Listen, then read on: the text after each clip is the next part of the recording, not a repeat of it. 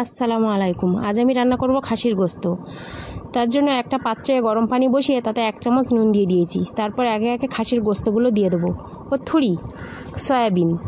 আমার আবার সয়াবিন দেখলে খাসির গোশের কথা বড্ড মনে পড়ে যায়। তো খাসির গোস্তর মতো করেই আজ রান্না করব। খেতে পুরো খাসির গোস্তকে হার মানিয়ে দেবে। তো ফোটা পর্যন্ত অপেক্ষা করব। দেখতে পাচ্ছ ফুটে উঠেছে প্রায়। যতক্ষণ না ভালোভাবে ফুটে উঠবে এইভাবে নাড়াচাড়া করতে থাকবো। আর ফুটে ওঠা পর্যন্ত সয়াবিনটা খুব সুন্দর সফট নরম হয়ে যাবে। আর এবং আকারে কত বড় বড় হয়ে গেছে দেখো কত সুন্দরভাবে আমি ফুটিয়ে নিয়েছি। তো এইবারে আমি গ্যাসের ওভেনটা বন্ধ করে দেব, দিয়ে তারপর ঠান্ডা পানি দিয়ে ধুয়ে ভালোভাবে নিংড়িয়ে সয়াবিনগুলো এইভাবে রেখে দেব। তো আমি আজ এই খাসির গোস্তটা একটু ভিন্ন স্বাদে রান্না করব। তারপরে দিয়ে দেব স্বাদ মতো নুন। তারপরে দিয়ে দিলাম মিডিয়াম সাইজের 2টো পেঁয়াজ কুচি। তারপরে দিয়ে দিলাম আদা রসুন বাটা, দিয়ে দিলাম হলুদ গুঁড়ো, দিয়ে দিলাম ঝালের গুঁড়ো। এবারে দিয়ে দিচ্ছি জিরের গুঁড়ো। জিরের গুঁড়োটা কিন্তু এখানে অবশ্যই বেশি পরিমাণে ব্যবহার করতে হবে। তারপরে দিয়ে দিয়েছি গোটা ধনে পেস্ট করা, বাড়িতেই করেছি। তারপরে দিয়ে দিয়েছি একটু গরম মশলা গুঁড়ো। সেটা ভালোভাবে হাত দিয়ে এরকম কষলিয়ে মাখিয়ে নিতে হবে।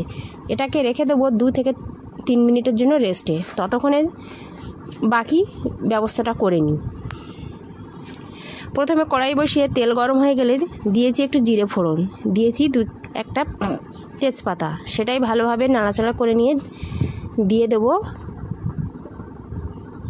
কেটে ধুয়ে পরিষ্কার করে রাখা আলু। আলুগুলো ভালোভাবে নাড়াচাড়া করতে হবে, একটু ভাজা ভাজা করে নেব, কিছুটা হালকা সিদ্ধ হয়ে যাওয়া পর্যন্ত। তো ভালোভাবে নাড়াচাড়া করে নিচ্ছি খুব সুন্দর করে।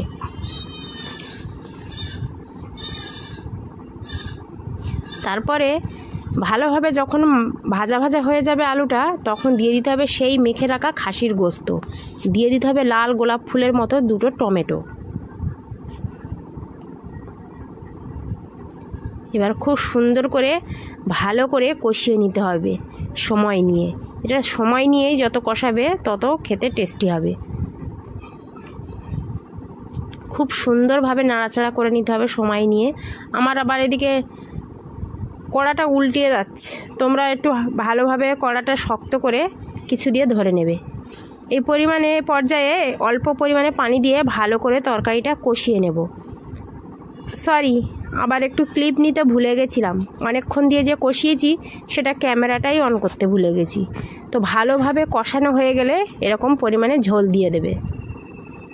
ঝোলটা দেওয়া হয়ে গেছে, এবারে ঢাকনা দিয়ে ঢেকে দেবে। যতক্ষণ না ফুটে ওঠে ততক্ষণ সময় নেবে। ভালো করে ফুটে উঠলে এই যে আবর্জনা জিনিসগুলো তরকারি থেকে খুঁটে ফেলে দেবে। ওর প্রয়োজন শেষ। তেজপাতার কাজ মিটে গেলে ওকে ফেলে দিতে হবে। তারপরে দিয়ে দিলাম সানরাইসের মিট মশলা। সানরাইসের মিট মশলাটা অবশ্যই দেওয়ার চেষ্টা করবে। এবার দেখতে পাচ্ছ কালারটা কত সুন্দর হয়েছে। এরকম কেউ বেশি ঝোল খেতে পারো, কেউ একদম কষা কষা মাখো মাখো খেতে পারো। যেমনই খাবে তেমনই টেস্ট লাগবে। তো ভালোভাবে আবার নাড়াচাড়া করে নিচ্ছি। তরকারিটা প্রায় আমার হয়ে এসেছে।